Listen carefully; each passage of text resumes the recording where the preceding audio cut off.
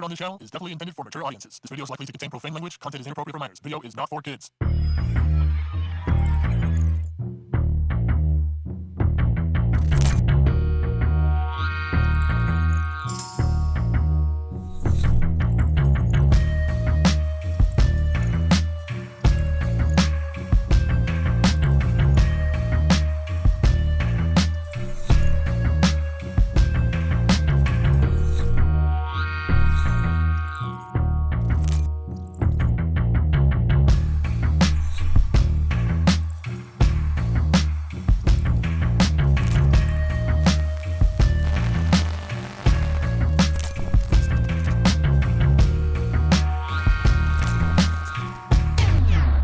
Welcome to the Dr. Greenthumb Show live on Twitch, Discord, Kick, X, YouTube, and the home site, www.brealtv.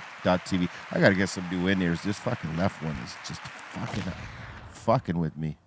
Makes me feel like I can't hear on this side. And I know that I can. To my right, back in the building, the first baseman, Trace Nunes. Good to be back in the lineup in here. Yeah, we don't call him Nunes no more, and I'll tell you why. We also have... the legendary Psycho Leezy in the building. Hey, you. That's right. We have the legendary Treehouse crew, Rah Rah, and the Dominator. Yup, in the building. We also have the strong one, Strong Tone, in the house. What's up, everybody? Happy Tuesday. And we got DJ FM rocking on. What up, fam? How we doing? Dímelo. Happy Tuesday. Yeah, man. Yeah. Salute to everybody out there.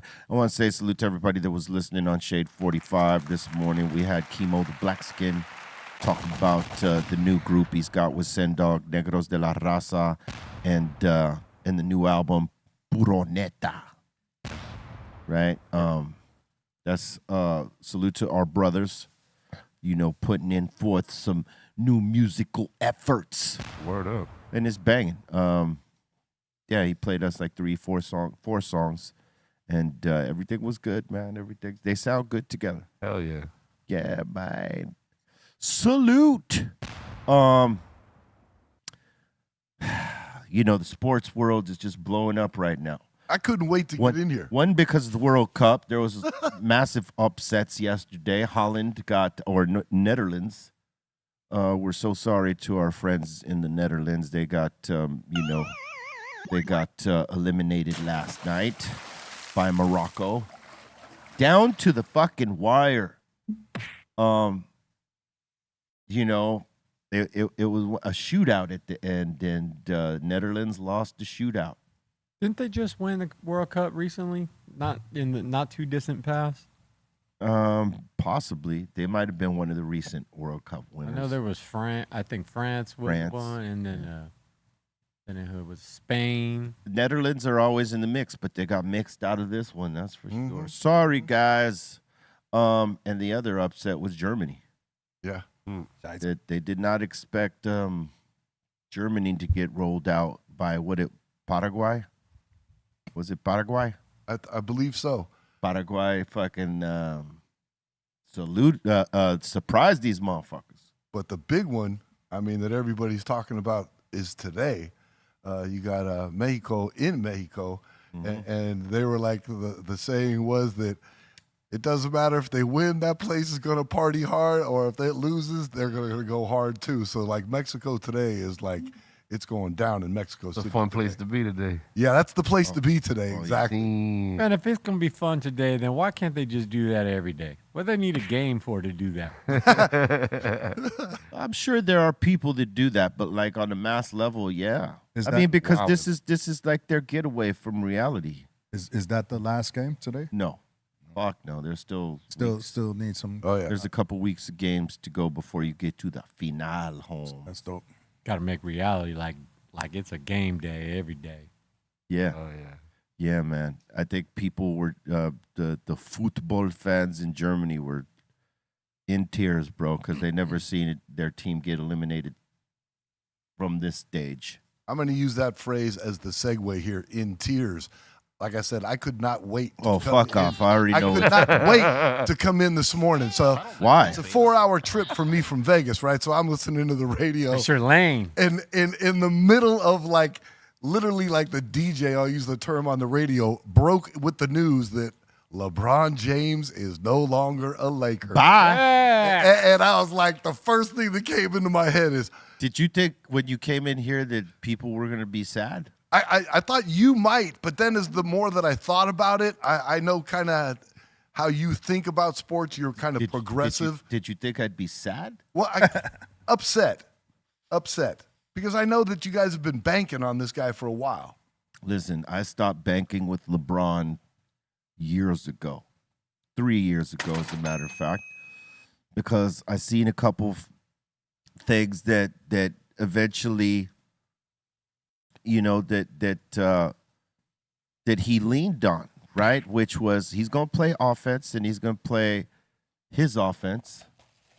They're not running any plays. They're just kind of free balling it. And he don't play no defense like he used to. Occasionally you would see a spark of defense from him. But as a whole, he stopped like really putting in defensive efforts from 3 years ago to now, and it's gotten worse. And then this season, more than any other season, the turnovers. He was turning the ball over left and right. Dumb shit. Now, listen, he's a great player. He's one of the best individual players that ever played the game. No doubt. He's a generational player. But to me, his run in L.A. was a failure. You got one championship in 8 seasons, and then, some of those seasons, mediocrity in the playoffs, getting rolled in the first round. You know what I mean? Let me ask you this question. No. This is so I love it today. When you think of LeBron, do you think him as Miami Heat, Cleveland, or a Laker? When you look back. Say that again. When you look back at his career, he had an 8-year tenure, 8 years with the Lakers, 10 years with Cleveland, and a few years with He's a Miami. Cav. You look at him as a Cavalier. Yeah, I mean, he won his first championships with the Heat and all that. But at heart, he's a Cavalier. So let me ask you this. He goes into the Hall of Fame as a Cav? Well, that's the thing about LeBron, though. You know, he's won championships with 3 teams. He can go in with all 3 teams if he chooses to. But, I would say if they're giving him one option, I mean, it's going to be Cleveland or the Heat. It's not going to be the Lakers because he knows himself it was a failed attempt. Came and took the money, swallowed up all the money, and made it hard for them to put great players around him. You know what I mean? Because he took up all the money. I mean, they put AD around him, but AD was having issues every goddamn season. One season he, was able to play more games, and we got a championship out of that. But if you got a guy for 4 seasons and he's only been available for 1 season for most of the games, then that's a bust. And that was a bust with Anthony Davis, and it was a bust with fucking LeBron. 8 seasons, 1 championship with the so-called greatest player of our time. And let's face it, the championship that we're talking about was the COVID season. That was didn't they play that? Yeah, but listen, they played you can't, but you can't discount that because to me, if you're asking me, in my opinion, that's a harder win. You're not in your fucking comfort zone. You don't get to go home every night. You don't get to eat home cooking. You don't get to hang out with your buddies outside of basketball or your family. You don't have the luxury of your fucking rabid fans, which the Laker fans ain't necessarily that all the time, but you don't have your fan support cheering you on. It's, They had all those TV screens, remember? yeah, they had the TV screen. So I feel like you have to hone in harder there because you don't have all these support factors. You got to go in based off your game. And in that particular instant, the Lakers had the formula.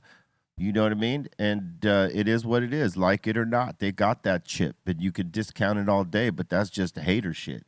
I'm not going to take away the chip that Anthony Davis and LeBron got in that season because they earned it. But the seasons before that and the seasons after that, bust, mediocrity. They did worse the very next season. They didn't come back, not even close to repeating. They let some of the key pieces that helped get them that championship in the bubble go. I mean, I think it's dope that LeBron has like 3 rings from different teams. It's cool. So he got a Lakers ring now. Off to the next one. Boom. Yeah, but he ain't gonna get the fourth. He ain't gonna get the fifth ring. Look, here's the thing. It would be historic if he went over to Golden State with Steph Curry and they get a ring, because together they've been racing each other to the fucking 5th ring. They're both stuck at 4. You know what I mean? Yeah. And they both want the 5th ring to be there with like a Kobe and Magic Johnson and Kareem and guys with 5 rings. Yeah. You know what I mean? But his will be with 4 teams, though. Yeah, but that's fine. But if he gets that 5th ring, he could be in that conversation that people say he shouldn't be allowed in. And so will Steph Curry. They will have gotten this ring together as opposed to racing to it to see who gets it first. The Golden Boys. Hell Yeah. But, that being said, neither of those guys are playing crazy defense like they were 5 to 6 years ago because they're much older, right? Not much older, but they're older. It's a 38-year-old in Steph Curry, a 42-year-old in LeBron when he gets there. And what is Draymond? He's at 35, 36 years old. That is an old base. You could put youngsters around these guys and all that shit. But when it comes to the 3 guys playing defense, are they going to be able to keep up with the fast feet of these young bucks that they're going to be going up against? No. LeBron proved that here as a Laker, and he had young bucks with him, but he's watching plays happen in front of him, not doing shit about it. That's like if I came and did a layup right in front of you, and you were already positioned to D me up and to like maybe change the shot, make it difficult, make me earn it, and instead, because you don't want to get posterized and you don't want to be embarrassed, you just watch me do it. So that there's no photos of you trying to block it and I just school you. Hey, don't fool yourself. That happens too. No, I watched the whole fucking season of it last season. On TV and in the fucking arena. Pedro was right there with me and we're like, what the fuck? I just knew that coming in today was going to be special. I just knew it. I'm like, yeah, play some fucking. Let it shine. Play some defense, my friend. But, he's still a great individual player. You can't take away what he's done throughout his career. It's just he's not the right fit for us anymore. So I'm glad that he's opting out and saying, I'm going to roll somewhere else. Cool. You know what I mean? You did what you could. It didn't necessarily work, but I appreciate your efforts. But sometimes it seemed like they were half-assed. Just saying. As a Laker fan who's been there, watched Magic Johnson and them roll championships, to watching Kobe and Shaq roll championships, to Gasol and Kobe rolling championships, to the one championship. You know what I'm saying? I was wondering, now that they got rid of him, you're going to get rid of your season tickets. No, hell no. When Kobe retired, I kept the season tickets. I mean, I love Kobe, but I love the Lakers. I mean, this is the franchise I grew up with. Yeah, the team is bigger than the player. Yeah. Am I going to go get myself in trouble for the Lakers? Fuck no. They ain't going to get me out of, no twist. But, I'm not going to give up my season tickets just because this guy's gone. I mean, we got Luka, dog. No doubt. See, people are forgetting. Okay, yeah, bye, LeBron. Hope you have a good time wherever you go. But we got fucking Luka, who's an assassin. And if Austin Reeves keeps developing, they're going to be something to deal with. They just need a top-level center. These guys kept refusing to give the center the ball and make him a point of contention for the other team. Like, you know, if you got a great center, they got a double team, and then it leaves your great shooters open, and they could do what they got to do. But they would not give the ball to Ayton or Jackson. Is there a center you would put in the position? Well, it would have been Giannis, but they fucking dealt him off to Miami. So what would be the next best? Well, they're trying. I think they're looking at this guy from Detroit. They're also looking at the guy in Cleveland, Jared Jackson, something like that. But they're looking because that is one of the criterias on you know that Luka gave the Lakers. Like, if I'm going to be the star here, this is what I want. I want you to re-sign Austin, Young guys? or whoever the top level centers that are available out there. Not no second tier, top tier. So we'll see who they land. There's a few free agents out there, but like the main guy that would have been great would have been Giannis for sure. But is he the best there is to offer out there? Maybe not. Who knows? He's one of. But I mean, you got that boy Wemby out there in San Antonio that everybody's got to deal with. He's a beast. You know, sure, he took a L, but he's going to come back stronger from that L. Yep. Please believe that. So how's Boston's team looking right now? They're falling apart, too. They just lost Jaylen Brown, who is like, you know, the 1-2 punch, him and Tatum. So both franchises got to put it together before they can get it together. Right. No Right. But one's going to run off with the titles right now. yeah, you know, listen, God bless the New York Knicks. If they keep that same team, they may get the second run. You know what I mean? They showed the biggest heart. And, man, they did what they were supposed to do. Congratulations to the Knicks once again. But, yeah, whole lot of crazy shit. Did you hear about this, though? They caught another NBA player who was fucking manipulating games. What? Yeah, he was like, you know, he was Shaving points. shaving points betting against his own team. Ooh. Oh, that's see. I think it was Theodis Beasley or Mike Beasley, one of the Beasleys, one of the Beasley boys. Like that one? See how it's fun that? The Beasley boys. Oh shit. Yeah. And he's a fucking top tier player. Not no more. Not no more. You ain't gonna play no more basketball.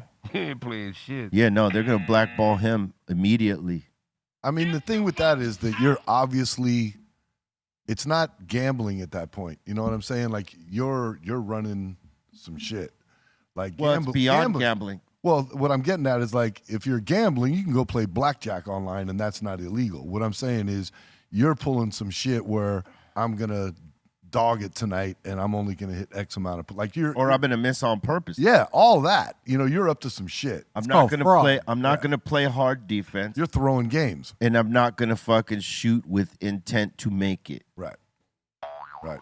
And that's what dude probably was doing, fixing the games, like by not, you know, and if he's one of the star players of that teams, which he was, Oh. yeah, no, can't do it. You're out of here. That was always the issue with Las Vegas, like in the 90s and early 2000s, with sporting teams even coming there, professional sports. That was the whole thing, was that too many athletes could be bought. And then everybody was no, so the teams came. But now you're starting to see all these athletes that are bought. Yeah, hey, they're talking about even. Well, let me just say this: Jaylen Brown isn't gone yet. They're discussing dealing him away of the Celtics, but you know that's not in stone yet. They're also talking about and it was Malik Beasley they're talking about. Kawhi Leonard. They're talking about sending him back to Toronto, where he got his second championship. It's going to be an interesting offseason to see where all these players end up, and LeBron included. Yeah. It's going to be an interesting season because there's a lot of things floating around right now. But the World Cup is what's on everybody's mind out here right now. Yep, Mexico tonight. Mexico tonight. Portugal on Thursday, the big one. Yep, when's the U.S.? I When's us? don't know when the next one is. USA. USA. Going up against Bosnia and Herzegovina. Tomorrow at 5. Tomorrow, they're playing tomorrow. France. Hey, I just want to say this. When we were in Portugal, we got an education. Did you know this? We got educated. What do you mean? Well, we went to this nice restaurant that was aptly named after my friend here, Casa de Nunes. And, No relation. That's his cousins. And we went in there. We were like, enjoyed a great meal. It was one of the best, right? No doubt. It's fucking awesome food. They wanted to keep feeding us. It was like you ordered something, and it wasn't like ordering a plate. It's almost like ordering all you can eat, but it's not. It doesn't say it like that. It's just you order this, and then after you finish what or your plate looks a little bit like you've handled it, they come back. Would you like some more?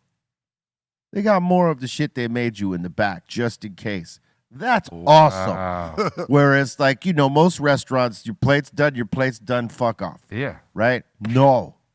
Right? They were like, would you like any more? This was one of those like home restaurants where the family lives above the restaurant. Been around 40 years. Wow. Michelin restaurant. Like 4 or 5 stars. Right. Anyway, someone decided to ask the server, right? Hey, how do you say this name right here? Here we And he go. says, Nunes. Nunes. Oh, really? And then he goes into his bit, right? There's no, how about Nunes? Nunes? No, Nunes. Nunes. Sometimes Nunish, Wow. right? But no Nunes.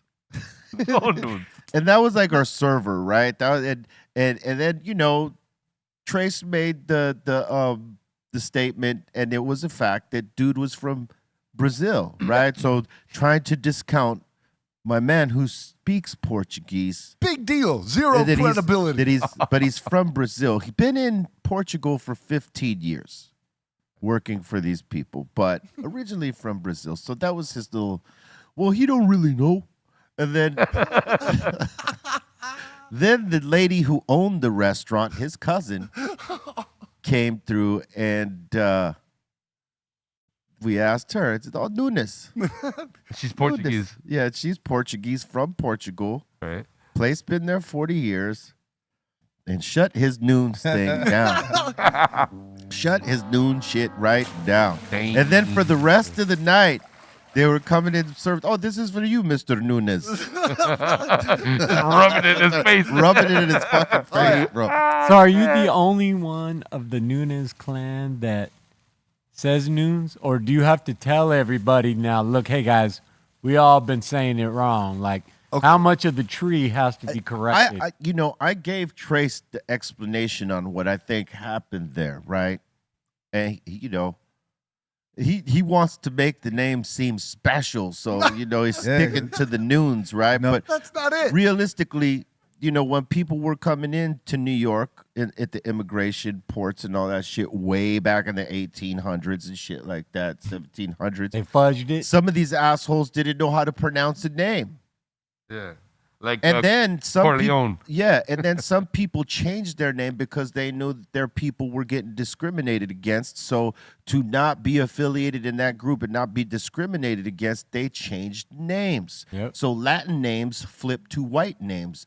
Jewish names changed to fucking white names. And all these different names changed so that you wouldn't have a lack of opportunity and you wouldn't get fucking labeled and Discriminated against. So I think your great grandparents changed the name from Nunes to Nunes to like not have that shit happen to your family. All right. Yo, You know, Trace, that's a Trace. beautiful speech and all. That's a beautiful speech, but it couldn't be. Your further. name is common, dog. It's Nunes. It is, but this is my argument, Nunes. and there's validity to it. There's no argument You are asking. unless you take a fucking boat to Azor Island. There it is.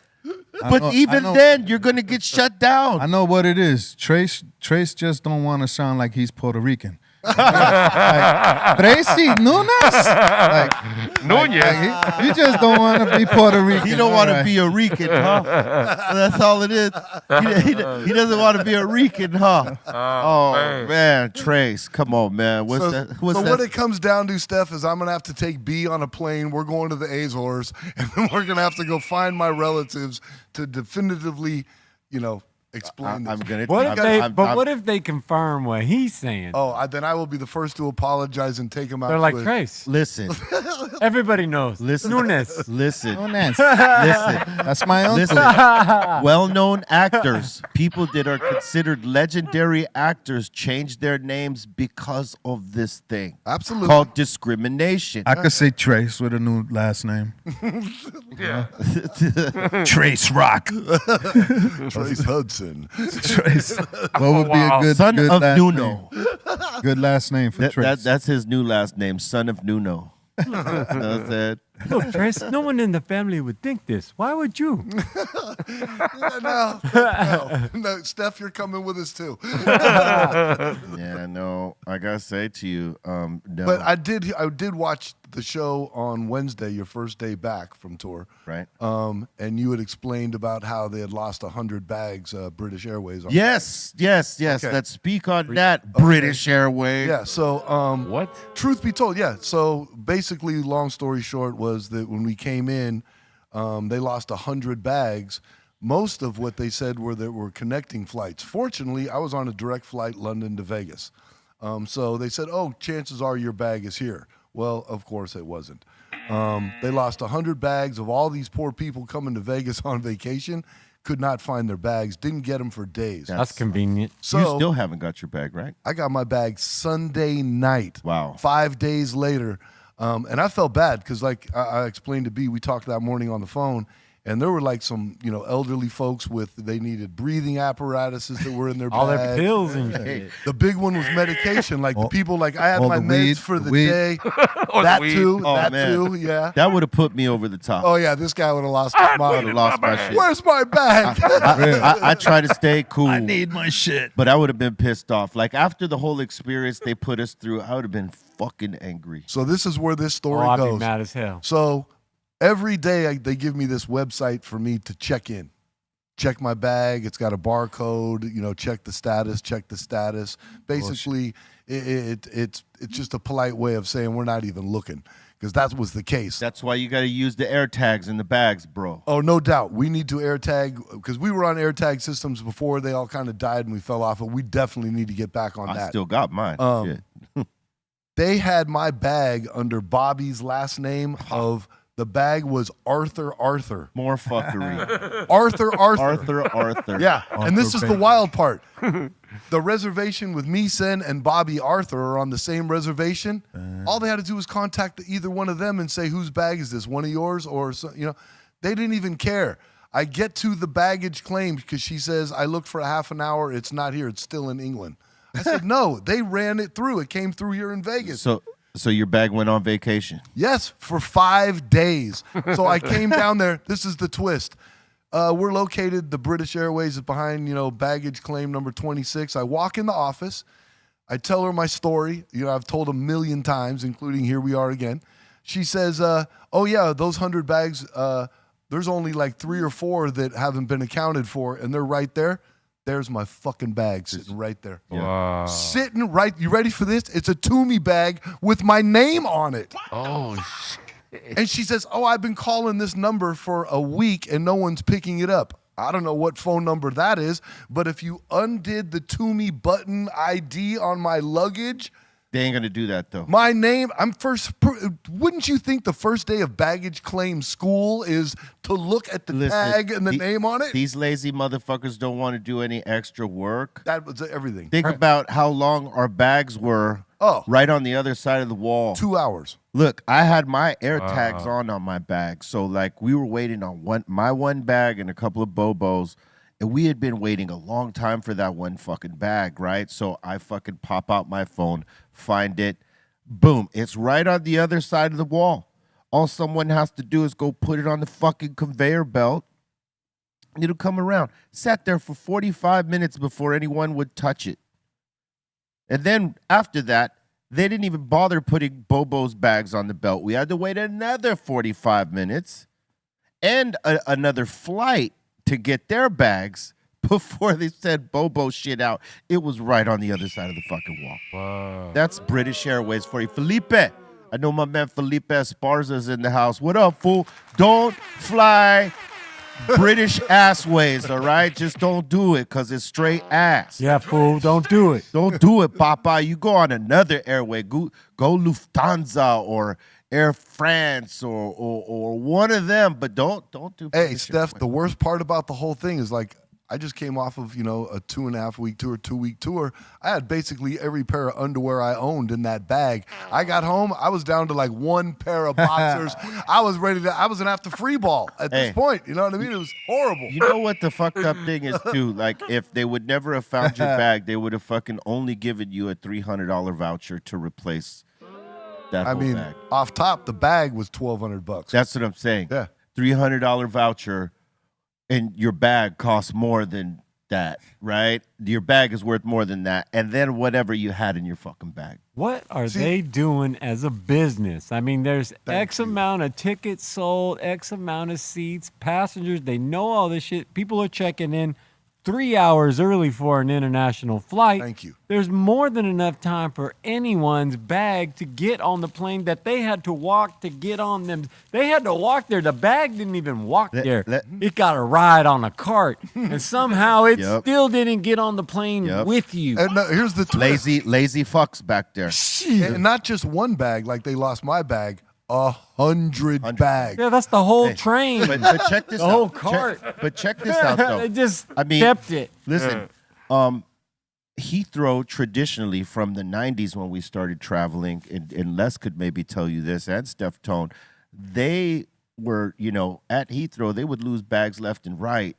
British Airways was a part of that. They'd lose fucking bags all the time if you were coming from Germany, connecting, going back to the States or somewhere like that, or maybe even another European country. Your bag would fucking get lost, and you'd be out in Europe for like 2 weeks before that bag caught up with you, if it ever caught up with you.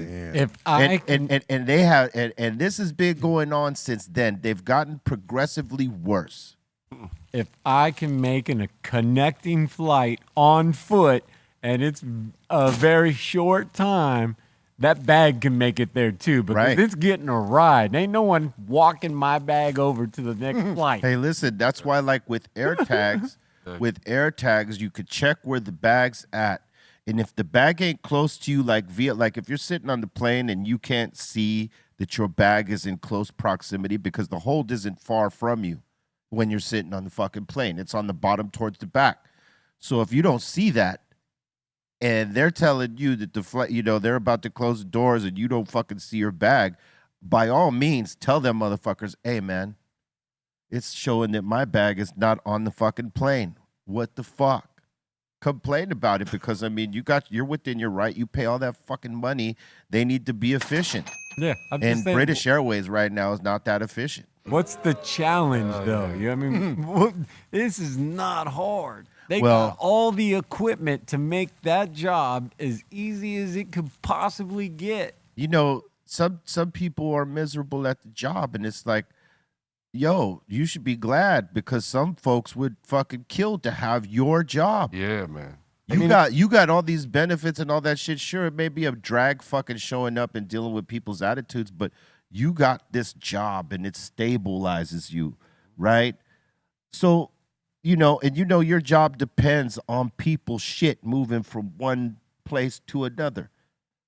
Like, come on, man. That's what that whole entire business is. That's what I'm saying. It's like, that is like the main thing that should be handled. How about the poor couple? How about the poor couple that went to Vegas, been saving up for a year to get out there from Europe? Yeah, they just spent their life savings on a ticket. And that's their first experience. Her little black dress, the shoes, all of that. Whatever. That is not going to happen now in Vegas. And if all of that is over. And if you came with a fixed budget. Yeah. You came with a fixed budget. Yeah. Palapinga. You don't even got a toothbrush. You're going to be wearing the same shit. Yep. Que carajo. Wash your ass. Wash your ass. Wash your Yeah. Hey, listen. You know, when they fucked off our flight, we missed our connector flight. Coming back home. That's why we were delayed by a day. We were supposed to be home on Monday. We got home on a Tuesday, and they wanted to keep our bags. So they were like, "Well, we're gonna put you up at the hotel and all that, but we're gonna keep the bags because it's a connector flight."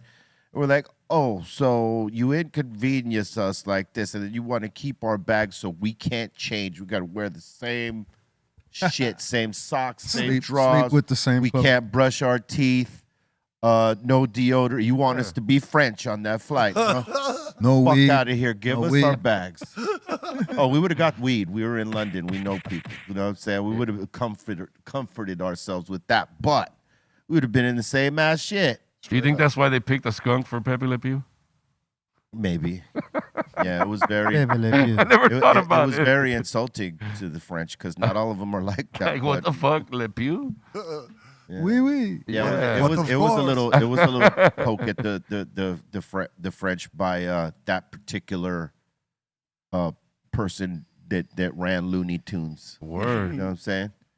He wrote shit and he was the voice of most of the characters. I was about to say there's a lot of them old I cartoons. think it was that are Mel like that. Blanc. Yeah.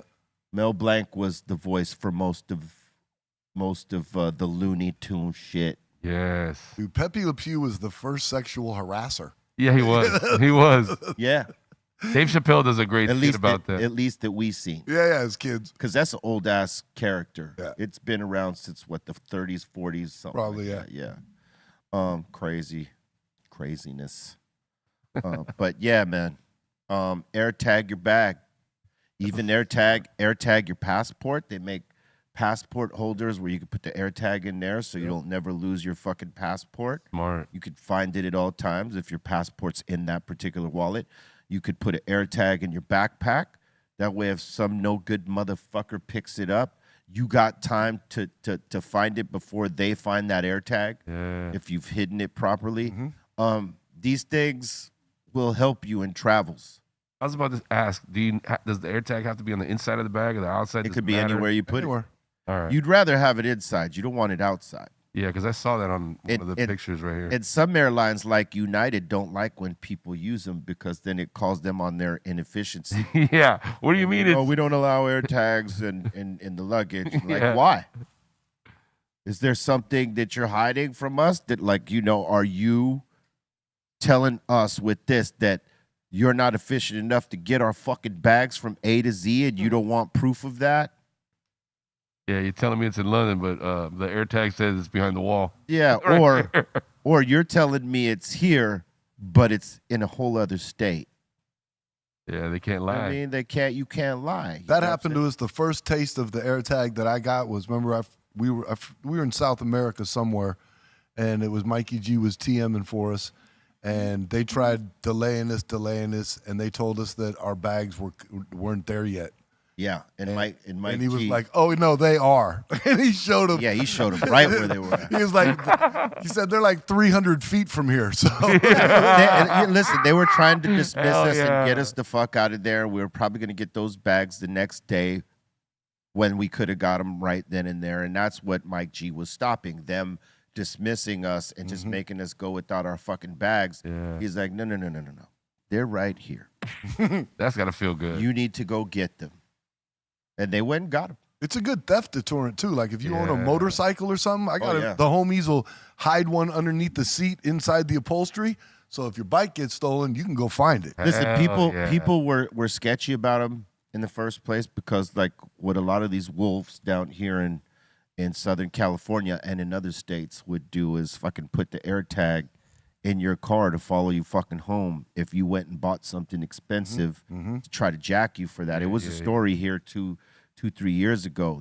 People would wait outside of department stores and watch the people come out with huge bags, and they go, find their car, follow them, and pop the air tag in their car. Sure. Wait till they went home, and then based on the, the information the air tags get them, they go to that crib and then come in and rob those folks. But So people were afraid of the air tags in that sense, And you can know, if you pay attention to your phone, it'll tell you if an AirTag's close to you or not, one that you don't recognize. So you just got to pay attention to that. But in the positive, it'll keep your shit tight. If you're one that's prone to losing your wallet, keys, or anything like that, is things of value, you can put your AirTag on that shit and know where it's at all fucking times. My all-time favorite AirTag situation is the guy that's putting AirTags on his girl car to track her. Oh, wow. Yeah, that's a thing too. Don't fool yourself. Oh yeah, the untrustworthy. Yes, keep you honest. Say, you know, I Who love lives you. in Hawthorne? Yeah, where'd you go today? Yeah. Where'd you go today? Oh, really? Yeah. Damn. How about this? Catch cheaters. Catching cheaters with AirTags.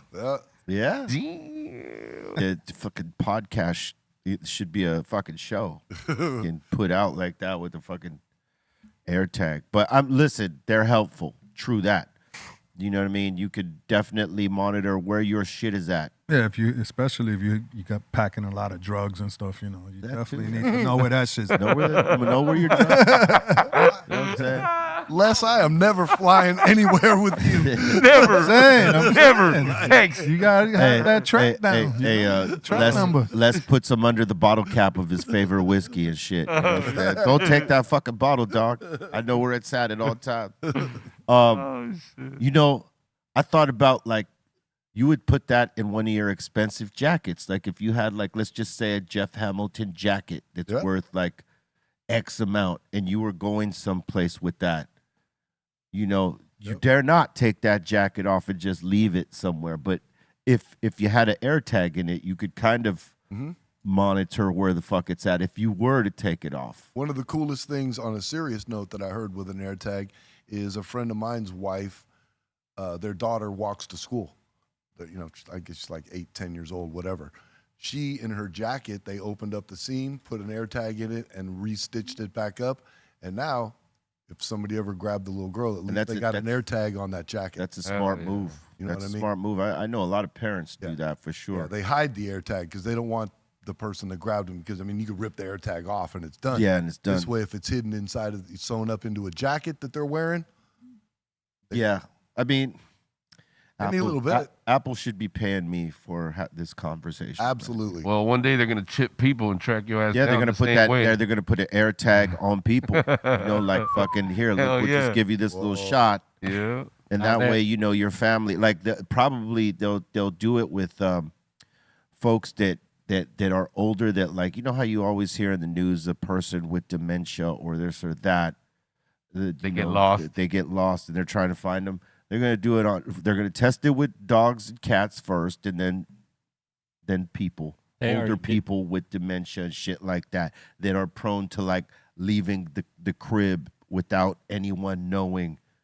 And that's the way they're going to find people. That's how they're going to sell that shit. Yeah, that's going to be the spin of how they're going to make it a positive thing. But I will there's never going to be a get whole that. flip side to that. Oh yeah. I say no. It's pretty much like having an ankle bracelet on all the time. Yeah. But that's You already do. It's your phone. It's your watch. Yeah, but that's different. It's your could, laptop. but listen, it's your iPad. Yeah, but you could dump all those things, Steph. You with, can, with the but- chip in you. You're not going to be able to dump that. Who's to say that right now, infants that are born in this time don't already have it? You can dump them 100%.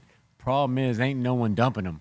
So everyone's rolling around. Well, with the their- majority are not with their dumping them. chip. The majority are not Right. dumping them. 80% solid chip all the time. Did it themselves. I would say 95%. There's only a handful of people that are off the grid all the way. Like, yeah. I'm only using a fucking flip phone from the 80s. I'm not taking this smartphone, this iPad. I'm not around none of this shit.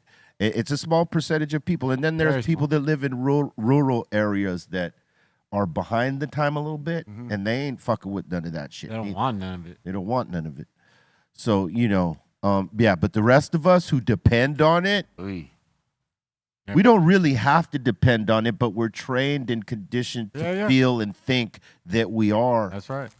You know what I mean? Like Chosen. everything revolves around this shit because, to promote myself on any one of these platforms or to transact with this or that, or to fucking be in contact with someone, or be available for any little fucking thing. Yeah, they make it more and more necessary every day. Yeah. Like, you don't want to be without this. Get that Yeah, FOMO. Yeah, you get that FOMO. Yeah. We're conditioned for this type of shit, Fucking man. Big Brother's in your pocket. Yep. Think about how free everybody here is in their 50s except Trace. He's a little bit older. This son of a bitch. Your car, he's in your Son of a- pocket, your car, your home. But let me say, held up. We grew up in a time as kids that we didn't have none of those fucking things. And we were fine without them. We didn't have a sense of missing out. We were just living in the moment. Loving it. Making our moments right there. Yep. Not worrying about what this one or that one or the other one is doing. Didn't matter. Didn't matter. Didn't matter. Know what I'm saying? And we were free with that shit because we could just be us and not feel like we got to compete with that moment or that person or that bag. Yeah, I was with whoever I was that with. shit. That's who I was with. Right. These days, because we're conditioned to have these kids feel they need to be a part of every moment, creating moments so that they can compete with that moment and be relevant and like chase this fucking fame dream. Because they're always seeing pictures of everybody's moments. Listen. So they got to get their picture of their moment. Hold up. The bottom line is you can't be famous without this. You know what I'm saying? One way or another. Like, beyond entertainment, like being an actor, being a comedian, being a fucking singer, being an athlete, right? Those were the traditional ways of fame. Or being an artist of some sort. Yeah, not no or more. creator. Now, Anyone. right here. Yeah. Anyone. Right here. Anyone, anytime on IG, TikTok, Facebook, and even YouTube right here. Yeah. Straight the fuck up. No talent necessary. Conditioned to feel like I got to keep feeding the fucking machine. Even porn. We didn't ever feel that. No. Know what I'm saying? As kids, we didn't never feel like, fuck, we got to feed the machine. There was no machine to feed. No machine, and we was eating whatever good shit. Yeah. Drinking from the garden hose. Yep. Yeah.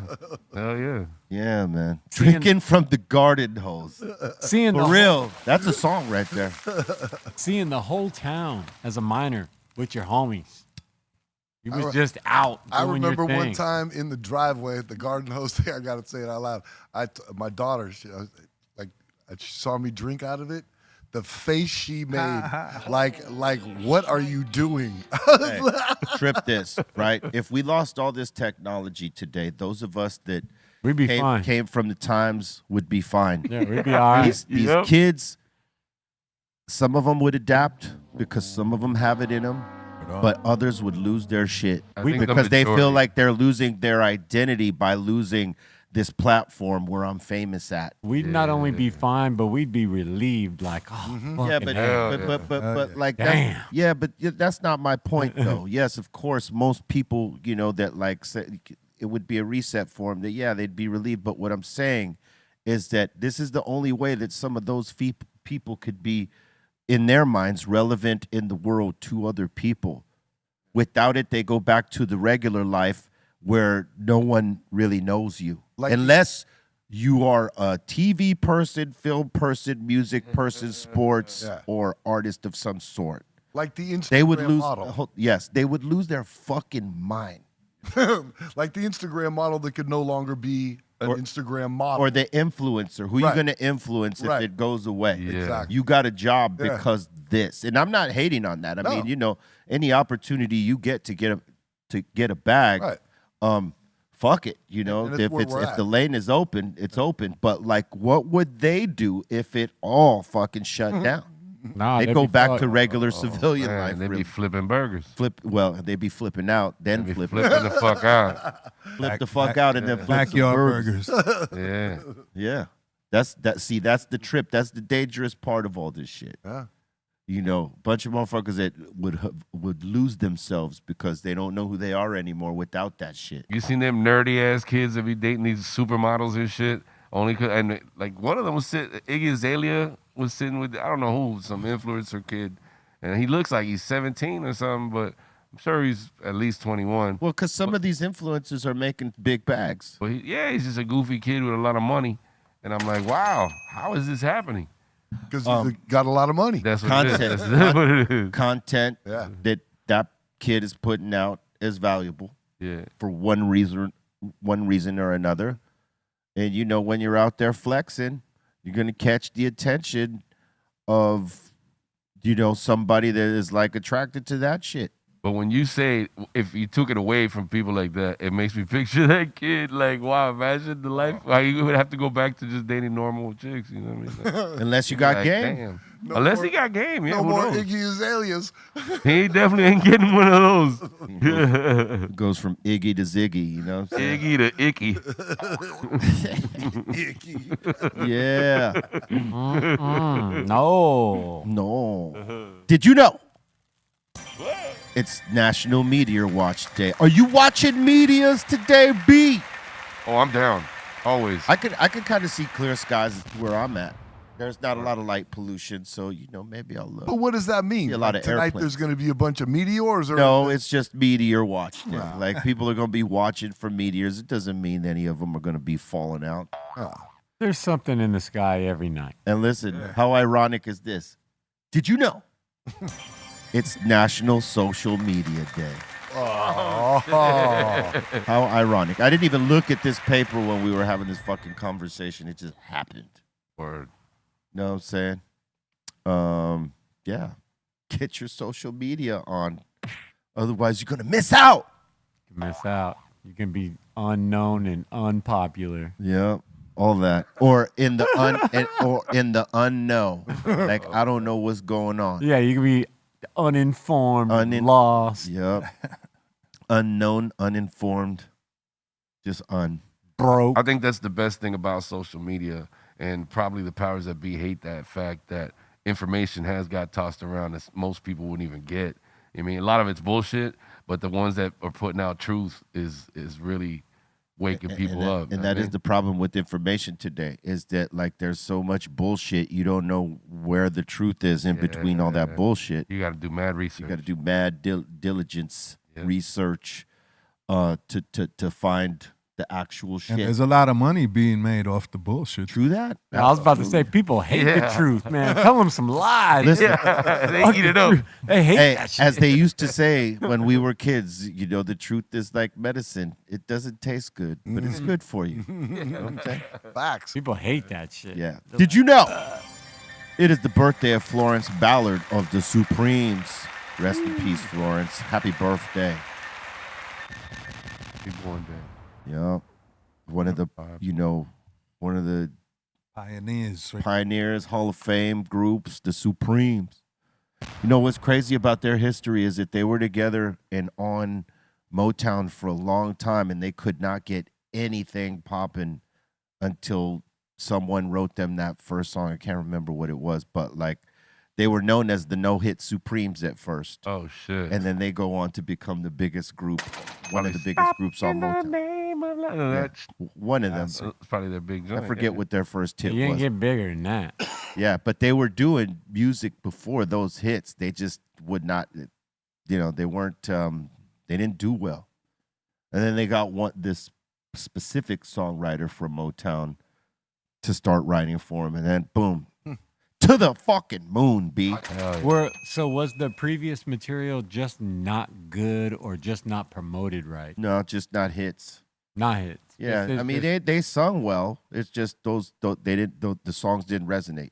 That was Diana Ross, right? Yeah, and the thing with Motown was that, let's say they wrote you a song, Steph, and it didn't go for you. They would try that song then again on less, and if that song didn't go, that song's gone.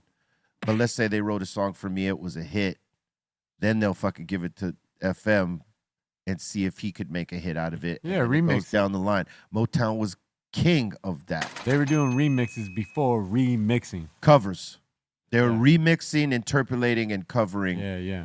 Like before most. They're the first P. Diddy. Yeah, because they figured they'd bring out another group, have them cover that song. That song will be a hit. Launch them.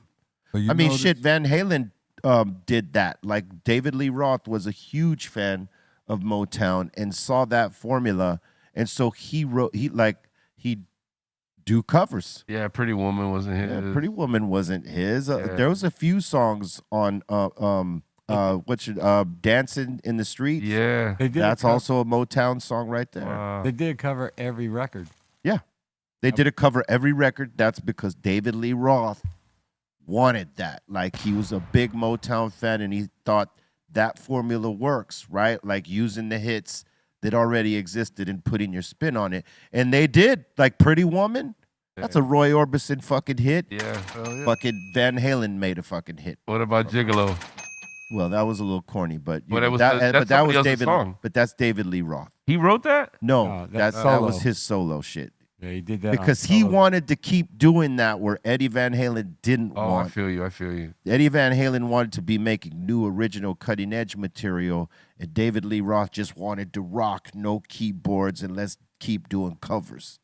Oh. It was two different mindsets, and that's eventually the Clap. split. A lot of people blame it on Valerie Bertinelli, but it was really that, like, at that point, creatively, they weren't in the same place. All right. Did you know? No.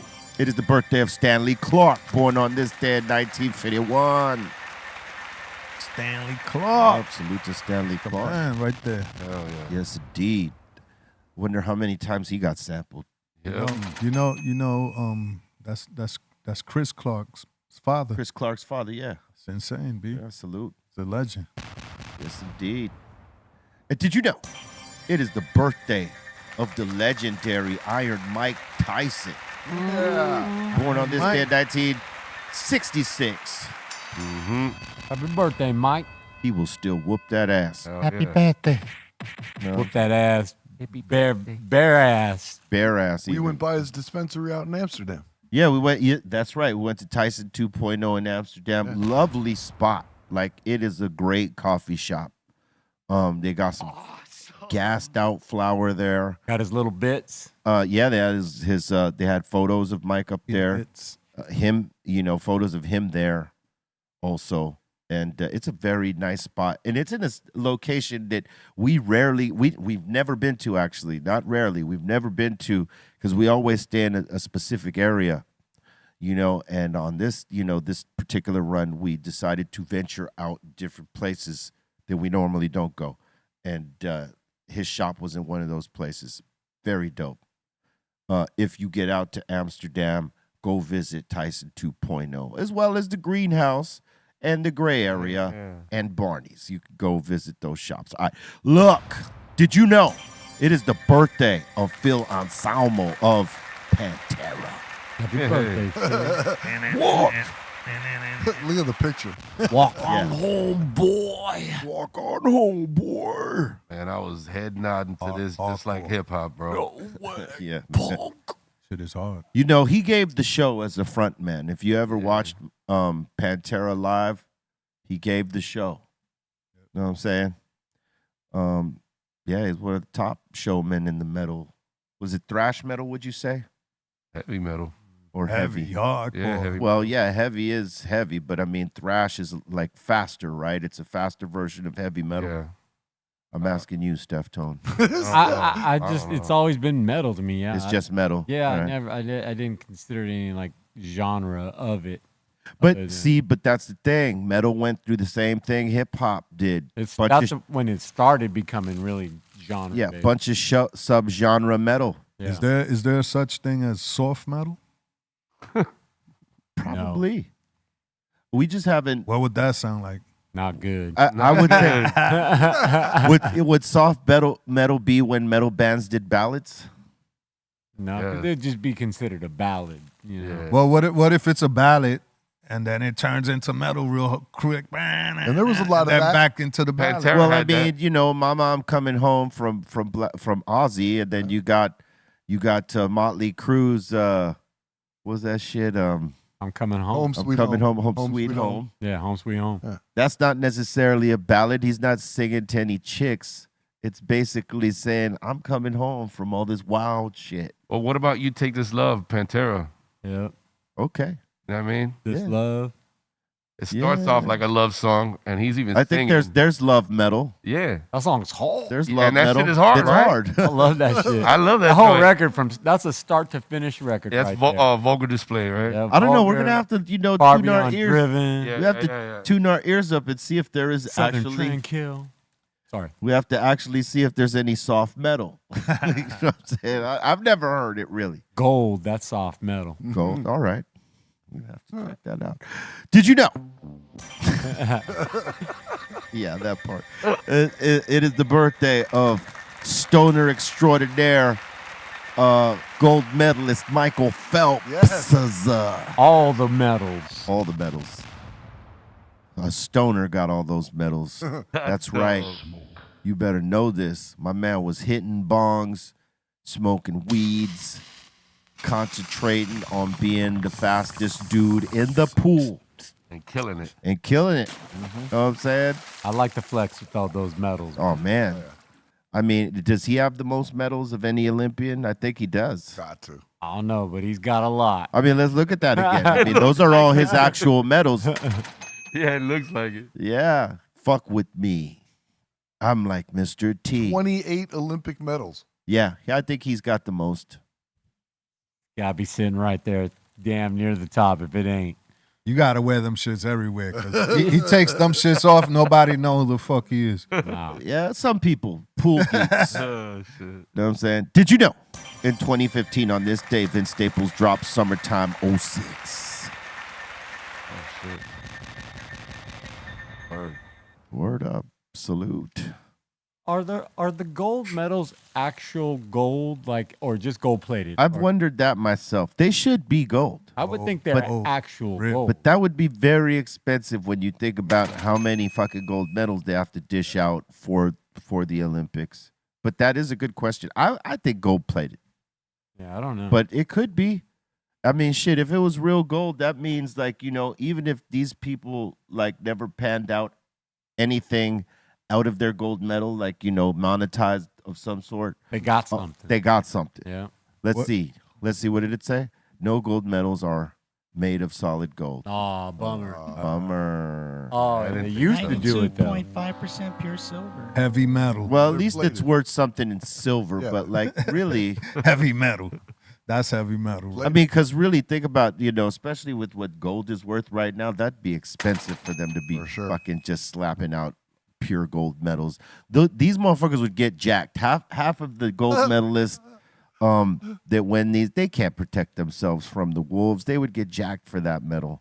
Yeah, walking around like Mr. T and shit. And that's a pretty big medal. It's like, Yeah. you know what I mean? That weighs, that'd probably be in gold. A what do you half think? kilo at least. About 15, 20 grand, maybe more, maybe 30. I mean, in ounces, it would probably be, let's just figure, probably about 4 or 5 ounces. Yeah. Wait. easy. We can get exact on this. How many ounces does a gold medal weigh, Ray?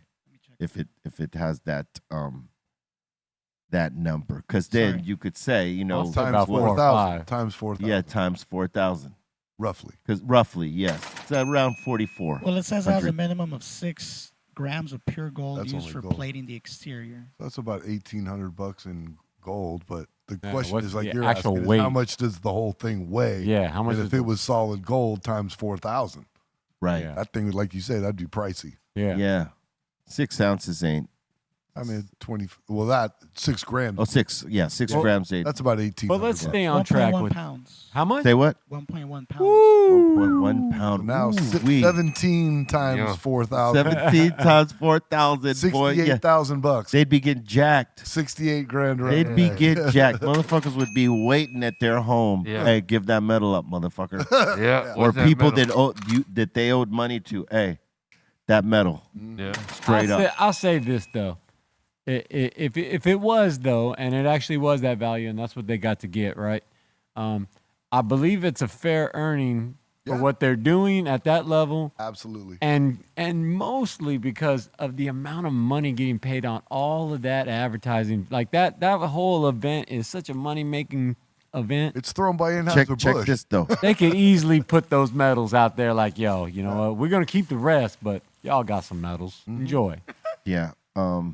They should make them shits real. Yeah. That's what I think. Yeah, but it would be too expensive. Because I don't want It'd be too expensive. like- you know what I mean? Like that, but the medals that they're that they're fucking getting, right? That they work so hard for, are not even worth half of what they spent to train and to live this lifestyle to be a competitor in in a place like the Olympics. How that's the fucked up shit. It's basically a psychological win because the shit ain't really. It's like that medal right there. Their gold medal, their silver, and some gold medal. Okay, right? then That shit is only worth so much money. Then how about this suggestion? We'll stay with the fake medals for all the 1, 2, 3s. But if you're number one, and you get the world record with that one comes for real. Okay, see that's record one. compelling right there because that would make motherfuckers work harder. Yes. Yeah, like oh shit, to get that one, I need that one. Yeah, world record, you got the solid gold, baby. Hey, that would up the game. Yeah, for sure. You know what I mean? Like people would play harder in their prospective slot, like saying, whoever in these particular categories, you get that real gold medal. Yep. All the other ones are gold medal and White gold. Yeah. You got some silver. And Steph, that's a valid argument you make. I'm not going to say bazillions, but I'll put some eggs on it. The bazillions of dollars that are made That's what during I'm the saying. Olympics, Yeah. like They can afford Like, it. motherfucker, you could afford They can afford it. iced out fucking medallions, whatever. yeah, man. It's crazy when the reward is volumes less than what it costs you to get there, Yeah. and just to say you're the best. And as an Olympian, you have to be an amateur, so you're not getting paid professionally at all. Sure. Yeah, no. Yeah, you can't get paid till after. Which is why I say that it actually should be the real gold. You know what I mean? Like, So, because like you're saying, say you win the gold medal in the javelin, you can't make a career out of tossing in javelins. No. So later in life, you say you got something. If the hard times ever come, that's right. I hate to sell my medal, but at least I know I got 50 grand somewhere where I can put a roof over my head. True that. Okay. All right, next one. Oh, we didn't even get there yet, did we?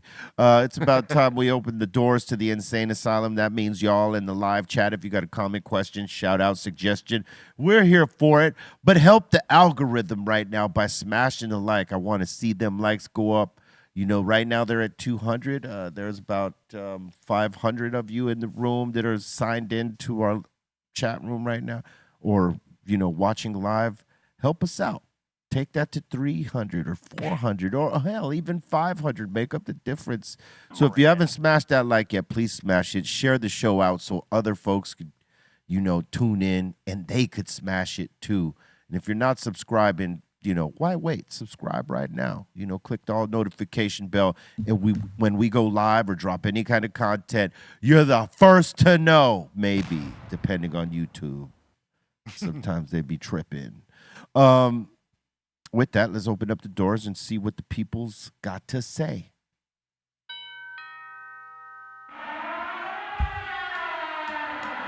Welcome to the Insane Asylum. Yo. Here we go. All right. Bring it. Derek Mallory. LeBron, that ring chaser. I mean, look, all NBA players should be ring chasers. I mean, some folks are just, some of these guys are playing because it's changed their lives. They're making a living, and they've embraced the fact that they'll probably never get a championship. But the top tier players, that should be on their mind all the time. This is why the team has you as a leader, because you're the alpha on that team. You're the fucking guy. And if you ain't thinking about a ring, you shouldn't be a leader. At the end of the day, they got to go where the money is, B. That's the end of the day. They got money, more money for me. Let me go over there. Rock. Well, yeah, that's not the point, though. The point is, like your leader. That's their point. Yep, no, but what I'm saying is no matter where you are getting the money, your leader should be thinking about, like, yeah, I'm getting the money, but I want a ring. And everybody should want this fucking ring. That's why we play. Yeah, I think if you went to where it was genuine and where you were going to do what the job was supposed to get done, and everybody had that mindset, and you weren't there because of the money part is easy. That'll come after. Hey, some people take less money so that they can bring players that will actually help get that ring. That's what I'm saying. You'll get more later. Don't worry. Yeah. That'll come. Those are the real, like Jalen, like at the Knicks. He took less money so that they could build a fucking team. Dwayne Wade back in Miami days took $20 million less so LeBron could come so they could get 3 championships. Tom Brady took less money in his last fucking season with the Patriots to keep a fucking team and get other guys that could help that existing team. And guess what? He fucking got that championship. Yeah, that's what I'm saying. It's that's just investing. That's investing in yourself. It's investing in your squad and in yourself. Yep. And the selfish motherfuckers that are like, nah, man, I'm just gonna get my money. Yeah, no. They ain't never gonna see a ring because they're worried about their bag as opposed to I'm getting the bag. Let's get this championship. Maybe my bag gets bigger because I'll up the value of my bag. Yeah, your bag is unknown if you become the champ. If you're a top tier player and you're playing for a team and you don't have this mindset, eventually they will trade you out for another top tier player and just shuffle you off to another city because you don't have the mindset that they need you to have. You only get so many shuffles. Well, listen, if you're an NBA team owner, you want your team to want to compete. You can't be resigned to like we're the last place team all the time, so we're just gonna. This is who we are. If you're resigned to that, I mean the fucking owner should fire you off top and go, just wipe it, get a whole other team, because that's loser mentality. You got to always be trying to win, even if you're not winning. You got to always be trying to win. Are there a lot of teams in the NBA that don't never ever got a ring? Yeah, the Clippers ain't never got a ring. That's crazy. Who else? Ever. Since the fucking day one of basketball. They've never gotten a ring. The who else? There's a few sports like that though. Baseball has a couple too that have never won World Series. Yeah. That's nuts. Who else? That means y'all motherfuckers got to get better, B. I think the That's real though. Who else? The Timberwolves. I don't believe they got a ring. The Grizzlies never got a ring. Who else? I mean, there's a few teams in the NBA that don't have rings. I think the Indiana Pacers, they never had a ring. And it's kind of strategically unfair. It's like, and it probably never will happen because they're not in major markets with money to even afford players and the caliber of athletes that we're talking about. So if you're not in a major market, Milwaukee Bucks aren't going to get what the LA Lakers get. Sacramento Kings. Yeah, never got none a of ring. that. So it's kind of unfair. Smaller market guys are going to get smaller market guys. Well, sometimes they get great guys. It's just that they might not have the team around that great guy.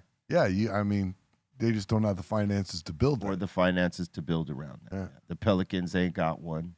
Do you think the Utah Jazz ain't never got one? Do you think that the like this is not knocking? I'm not trying to shut it down because again, get your money right.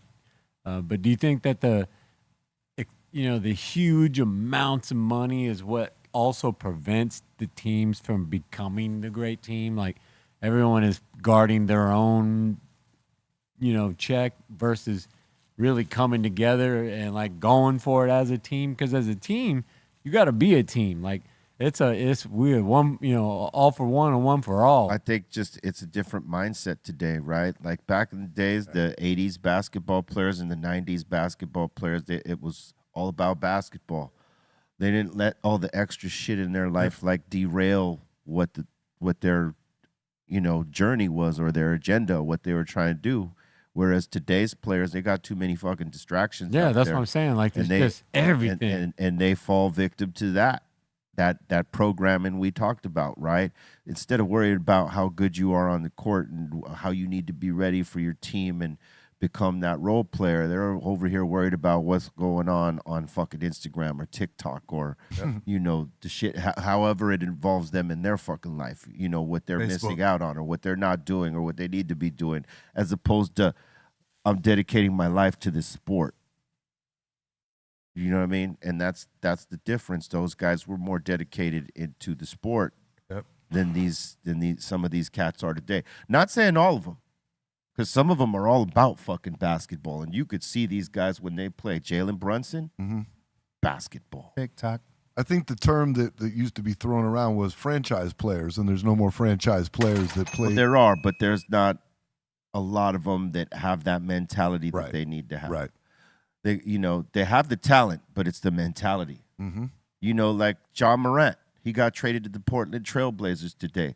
That is a horrible fit for him. But he was a leader of a team. He had the talent and the abilities to be the leader of this team, but he showed that he could not, that he was not there mentally Let to me ask stay you something. hold up, to stay disciplined and be on point and do his job, work on himself to be a better player, better leader. Nah, he didn't do any of that. And he fucked off his position as leader of that team to go be second to Damian Lillard. All right, what were you going to say, Les?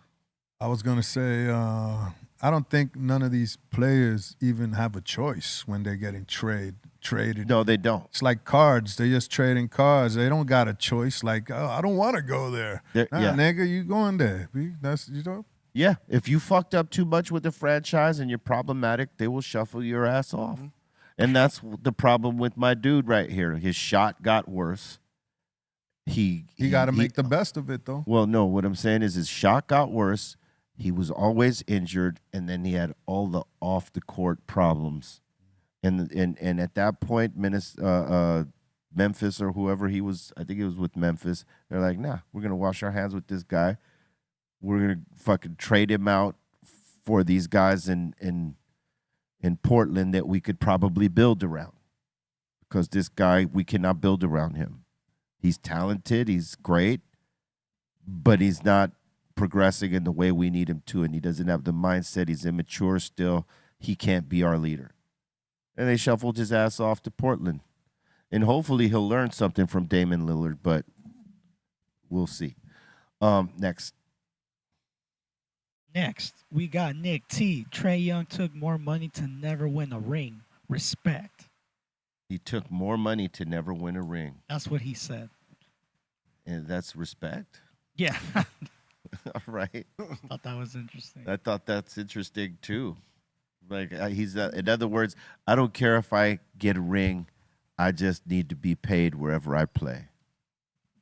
Oh man, I would not hire that guy. Don't fool yourself. There's a percentage that's in the league that's the mindset. That's what I'm saying. Trust me. Yeah, that's what I'm saying. Those guys never get a ring. Absolutely. That's the distraction. That's what I'm saying. It's like when you're so focused on the bag, who cares? Right.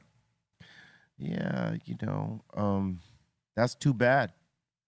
Because he'll never get on a team where he's got an actual chance. You'll just go to wherever's got the bigger bag, and sometimes the bigger bag ain't where the best game is at. The biggest bag is going to the champ, just so you all know. Well, not necessarily. But, I mean, yeah, if you win, it ups, your ticket sales is up, your merch and all that shit, all the vendors stuff. Yes, it does that, but doesn't necessarily mean you got the solid team. Now, sometimes teams that don't have a lot of talent got a lot of money. But as an Hold on. They have a lot of money, and let's just say, like you're talking about, he's not caring about the ring. He's just caring about the bag. He'll go to that shitty team with a lot of money to get that bag, even though he knows they're not going to be in contention. That's the problem with the game today. What were you going to say? I'm just saying though, if you win a championship, you're given an opportunity not just as a champion to be the reigning champ, but as an opportunity to launch yourself into doing whatever other things you do. You know what I mean? Possibly. Yeah, depending if you got other aspirations outside of basketball, you could totally springboard from that. Yeah. And that's what LeBron did. I heard a thing on radio today on the way in that they said that when he joined the Lakers is when he became a billionaire because he had sprung into so many other businesses that attached to him when he became to the LA market. Yeah, he couldn't have did that in Ohio. Exactly. Not even in Miami. No. This is the top market. That's what I'm talking He about. got involved in like movie production. There's a bunch of stuff like that I didn't even know that he was into, like successful stuff. Oh yeah, he lost a lot of shit out here. That's don't be surprised if he ends up on the Clippers. Really? No way. Warriors. Or I'm Clippers. just joking, but you never know. He could Man. go wherever the fuck he wants. That would be kind of cool. Would it? It'd be kind of hilarious, actually. It would be hilarious. It would be Be messed up hilarious. though. Because they would not go anywhere. It's just that, hey, they had Kawhi Leonard, who everybody was touting as the greatest player on the planet for a time, over LeBron. He couldn't make the Clippers win. I like the Clippers. They had fucking James Harden, who is mush. He's a great player, but like he ain't taking no one to the championship. He just went to jail last weekend. What? Yeah. He had a fucking gun on him, and they caught him with the gun. Damn. Where at? And, yeah. Talking about championships. He can't. Yeah, he ain't getting no championship. He's like, he jumps around from team to team trying to find the fit. You know what I'm saying? Not going to happen. No way, fool. No way, fool. When he comes to your team, know that you're not winning the championship. Dang. I mean, look, they came close. They came close, but they got rolled by the Knicks. Just saying. All right, next one. Next one's from Goffle Dump. Kobe is rolling in his grave. Or maybe he's clapping, saying, finally. We got to get like people that are just wanting to win, that are pissed off if they don't win. Like that's, like putting the work in to win. It seemed like sometimes LeBron didn't give a shit if we lost. He didn't wear that. Like he might have been feeling that like, fuck, we lost again. But you really never seen like him get Crying and shit. him get like Kobe, like he'd call motherfuckers out. See, like I was just gonna say, we're used to those kind of athletes, like a Michael Jordan, that if you weren't playing up to his caliber, He's he was gonna gonna let you get in your face on national TV on the court. Yeah, LeBron ain't gonna get in any of these guys' face. He's like, oh, whatever, let him do him. Roddy Piper. And that's the difference. That's not Laker mentality though. As a leader, Nah, they've always had like leaders that are like a step up. for sure. But it's not taking anything away from his greatness. It's just that it didn't work. It worked for that one season, and every other season didn't necessarily work that well. An experiment that kind of, didn't live up to the expectations. And to the fans too, like don't take it so hard, man. If your team loses, it's all good. All starting fights and all that. Yeah. Like at the end of the day, these basketball players go back to their mansions and their great life. They're not losing shit. They lost the game, so what? They'll come back next year or whatever. True that. You know You what I'm getting saying? beat up over that team or you beat someone it's up not worth over that team is not worth it. Yeah. Keep it sports. Because neither of those teams are going to be there to bail you out. They don't give a fuck. that love you just broke your new TV or some shit, some dumb shit you caught rage over. They're not replacing it. No, just a thought. Just a thought. I agree. All right, next one. Next one is from Ernesto Marquez. Be real. Have you ever lost E-Zone when traveling? Say what? Have you ever lost E-Zone when traveling? Only once. But somehow he found his way back.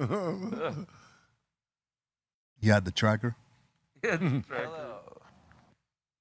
Next one's from Amanda Foe. Only ring that fool is getting is a belly ring, Holmes. Oh, that's pretty fucked up. Cool. This next one's from Cube Every Day and Night. What does Steph think of the album Eros generally? I mean, I like it. It's just we never finished it. We got all the music done, and then after that, it was about the time when Chino was going to start doing vocals. But that's when Chi had his accident, so all progress really kind of stopped on that. Would you ever complete an album like that, Steph?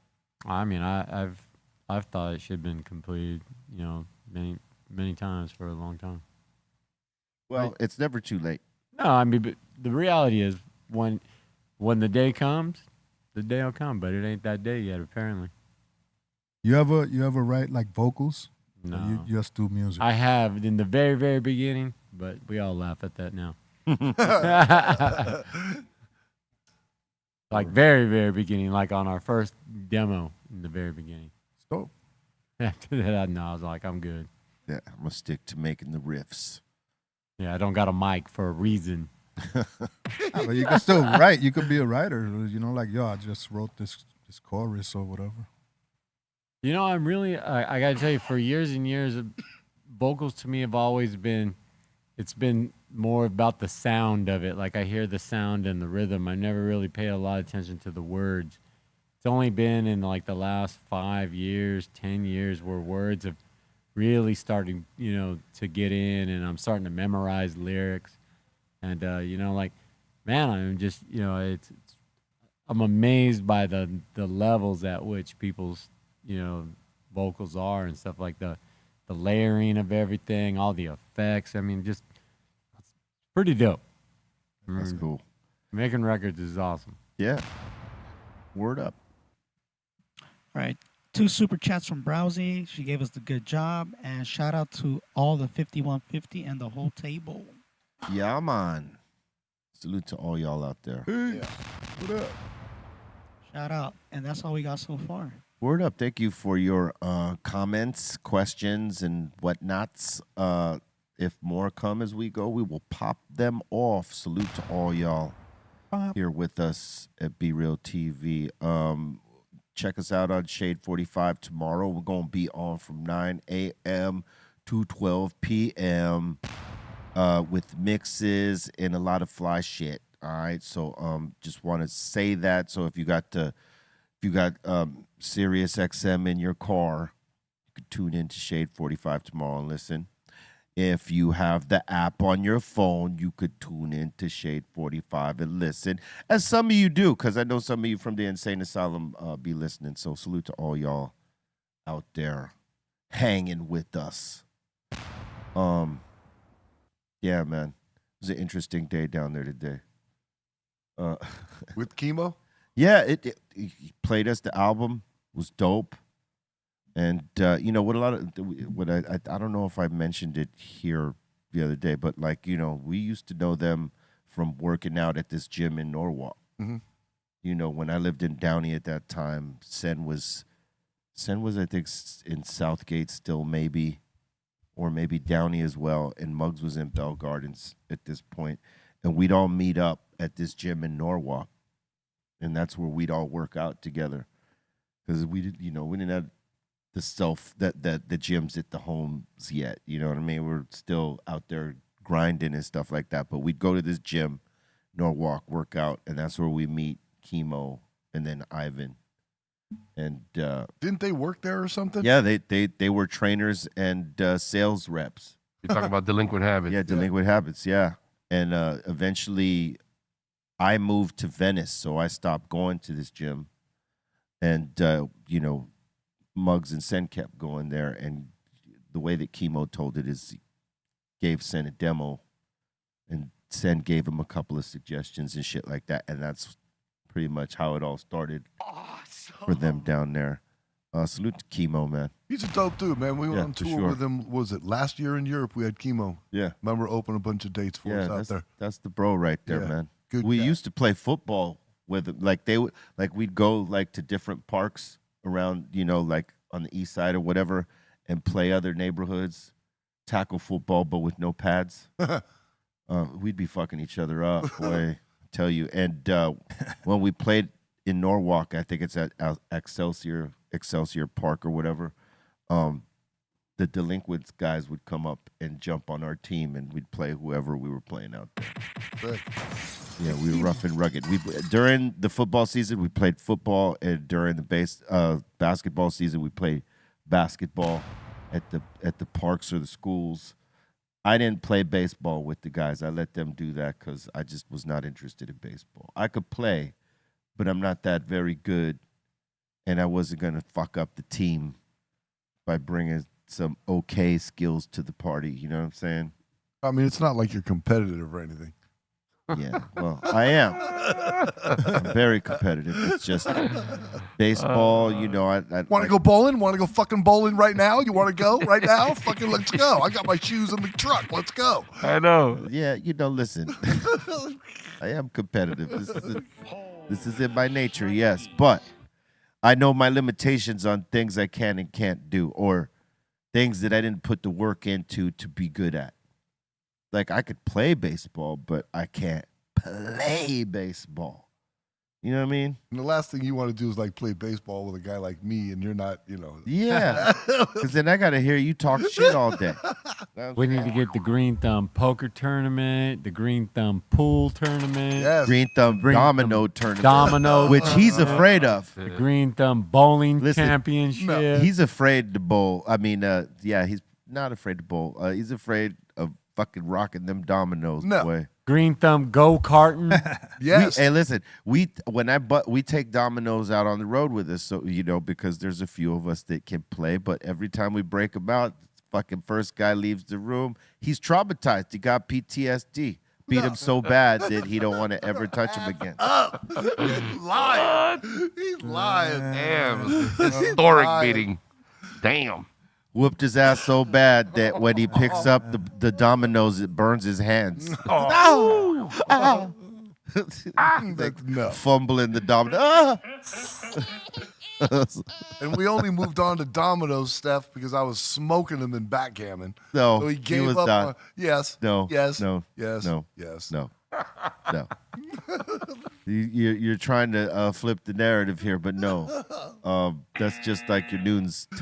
Hey. It's like your noon story. Freddy Doesn't Nunes. hold weight. You're not funny. All right. Do you have submissions, sir? Yes, I do. I got a couple. Let's go. Here we go. I'm gonna send.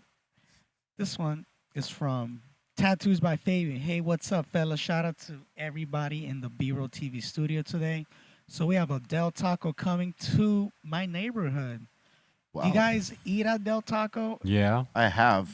I don't normally, but I do that more than I'll do Taco Bell. It's not in my rotation at all right now, but when I do have some fast food, that's what I have.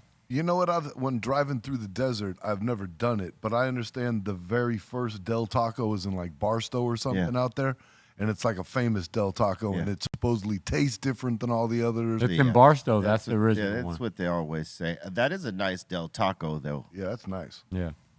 It's more progressive than your usual Del Taco. That was a polite way of putting it. Very progressive. Yeah. So if so, what's your favorite and what do you recommend? Have a Wait. blessed day. Say that again. What's your favorite item from there and what would you recommend? Who, me? I get a The number table. 2, medium. What the fuck is the number 2? That's the grilled chicken taco, the soft tacos. I also get an add-on of a triple layer nacho, I'm like, fuck. Hey, a couple value tacos, Yeah, and so a you cheeseburger. so you know the menu. Oh, I know Yeah. the whole menu. oh, I'm rocking the number one. I missed the spicy jack chicken quesadilla. What the hell? Come on. Hey, All of a sudden- hey, listen, their chicken quesadillas on the one, and what I order is the chicken burrito combo, the grilled chicken burrito, whatever. Yeah. I love their tamales when they got them. Yeah. See, I don't order a Del- bunch of but stuff like that. Del If I- Taco is definitely a step above from the Taco Bell, right? Chili cheese fries. Right? Kind of. It's just a little different. Are they the same? It's a little more Americanized, I think, even more than Taco Bell. All their big ass burritos. Yeah. I mean, there's one right in the corner where I live, so sometimes it's a late night option after work, you know what I mean? Because they're open late. I get that Churros. number one combo is the 2 tacos or whatever. Look at all those. But it's a regular, like, American taco, you know, the that crunchy. shit has to be like the last thing left. Yeah, that's Yeah. got to be the last resort. Yeah. Like I can't. 1 in the like, morning. I will not fuck with that unless it's a last resort thing. And I try not to have too many last resorts. Yeah. I try to be ahead of the game on my meals. So, yeah, that's like if I was coming back from DJing a club and there's nothing else available, and I need Starving. something. Maybe Del Taco. Straight chips and cheese. Just got out of jail. It just got out of jail. Oh, Get me hell some no. Del Taco, yo. Let me get that Del Taco, son. Oh, hell no. caramel cheesecake bites. Damn, you know the dessert menu too. Steph acted Yeah, like those he are pulled good. up at the drive-through he window. first he acted like he didn't know nothing about it. You know, now fuck, we're getting a full menu and shit. All right, what else you got? 1567 pulled to the front window. All right, this next one's from The Inner Realms. It says the homie blessed me with this Akai S900. Wow. Pretty geek that he has that. That's Pretty dope. Yeah. Salute. Ooh. Anybody fuck with this sampler? I had it once upon a time. I got the Long time. S950. I got the next one out that came after that one. And I still use it, and the shit is still fire. Oh yeah, those shits have a good sound. This next one is from Mr. Miller. It says pics from the World Cup Fan Fest at the LA Coliseum. Right on. I was not going to put this one, but he did put it, so Sorry, Ray. I know that hurts your eyes, but a little bit. it is what it is. Because if they were behind your background, we would have had to deal with it too. Of course. All right. All right, next one is from Seeking Vegas Sunrise. He says, LOL, been waiting for Trace to get back on. This was a great episode of Band on the Run. Oh yeah. What the hell is that? Eating KFC. the cookies. No, that was cookies. it. That was this. Yeah, it's cookies. It was at Oh, a state cookies. fair, and Oh man. Wow. yeah, and they had these warm. You could buy a bucket, as many cookies as you could put in. You ate that whole shit? Trace became the I cookie tried. monster. Oh, you helped me. Don't act like you didn't help me.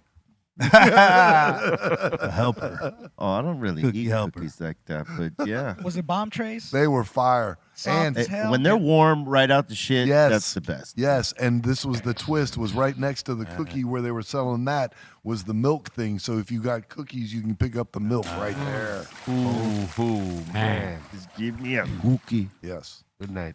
Dippity dips. So big, Manuel. That was from Cheech and Chong movie. You remember their fucking high as fuck band rehearsal, and they're all sitting on the couch. Homeboy's eating crackers, and Homeboy says, "Give me a cookie." So big, Manuel. Those were great flicks. That was great. Man, well. Cookie. All right. This next one is from Stylist Reads. Just a couple of Nice. line drawings. What's he Nice. smoking? That's a line drawing right there of a cat. Yeah, he titles this Bodega Cat. That's Bobo's cat. All right. I would have titled it "Don't Be a Pussy." that's nice. That's psychedelic. Like one, And I'm gonna put that's one line. Yeah. I'm gonna put you on the spot. Be on this tour. I noticed you were doing some drawings. Here and there. I saw you doing sketches a couple of times. When we were in Anime- Portugal, you were drawing. Sort of like anime style drawings, simple. Yeah. You know what I mean? Just because there was an autograph book they left in my room, for me to sign in one of the hotels that went in there, because the manager was a fan, and apparently all the artists that come through to play the festivals there, this is one of the hotels they stay at, so they broke out the book on me, and I was like, oh fuck, cool, and I said, you know what? Let me draw something, Dope. and I What drew you that. draw? Like a giraffe or something? Like an anime character. I can't draw giraffes. Anime giraffe. Anime giraffe. Maybe he's a crazy artist, huh? Fucking anime No, giraffe. I've never tried to draw a giraffe, but maybe that's the next fucking project. You know what I'm Easy, saying? bro. I'm high as giraffe balls, and then have a big old tall giraffe with little tiny balls. High up there. No, never tried to draw that. No, it was a face of an anime character. I don't even remember what face it was, but it was basic. I didn't put a lot behind it because I was just doing it fast with a marker. But it was cool. Freestyle. But I have done other shit like that for sure on the iPad and on actual pen to paper type shit. Just that I'll draw now and then. But I like my detail. I don't have detail. I don't draw enough to have that ability. When I was a kid, I would draw, but I didn't draw all the time. And now and then I'll fucking sketch something out. But yeah, You'd be able to do it, but again, it's just like, do you got time to invest into being able to do that? I have No. to want to do it. Yeah. You know what I mean? That's the thing. Like if I'm not in the mood to do it, it'll be terrible. I mean, and I won't even want anyone to see it. I'll just be like, nope. And as you well know, like Chuck D's drawings are Oh, dope. his shit is crazy. Yeah. You like fucking with the paints? Yeah. I've done a couple of paintings. They're here somewhere in the back room or some shit like that. That's fun. That's fun. I'll do like the abstract painting and shit like that, but then I'll try to do. I did like the Bob Ross style a couple times. What? Yeah, and Did you have your afro when you did it? That'd be tight. I pretended like afro. Yeah. All right. He's got the brush in one hand, the joint in the other. Yeah. Fucking confuse it. He hits the brush, man. Hair goes up in flames.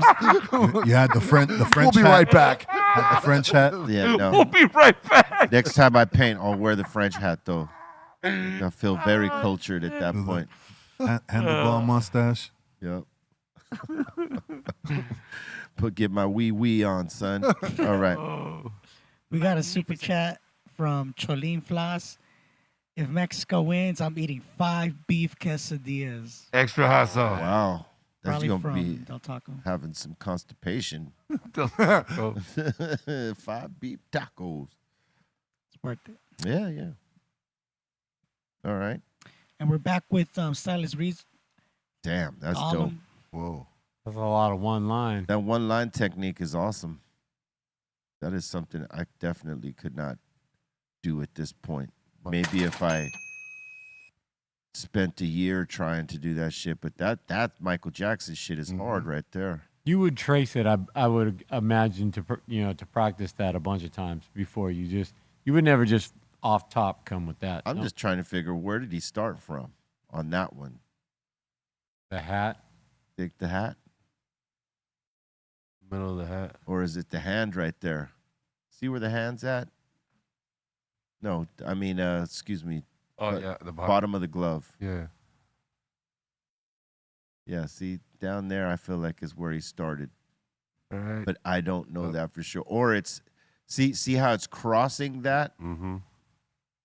You don't know which point of that is the start. The only start line that's not connected to something, zoom out, is see the feather in the hat? See where it starts? Yeah. That's the only line that's not connected to something. That could be the start point. That's what I was saying. The hat. Yeah. Right there. Oh yeah. And work his way out. It ends right there. It either starts right there or it starts in the Yeah. hat. Yeah.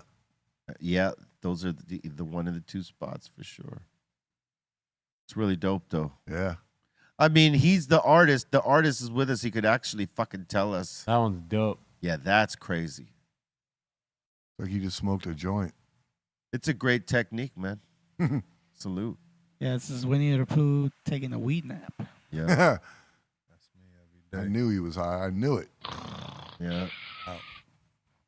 And that's all the submissions we got. Word up, salute. Thank you for the submissions. Keep them coming to BREALTVcontest@gmail.com. And we put some on, B. Yes. We've had some good ones today. Salute. That one line, one continuous line shit. That's awesome. Yeah. Yeah, know what I means. Mbappe just scored a goal Mm. against Sweden. France 1-0 Goal! at the 45 minutes.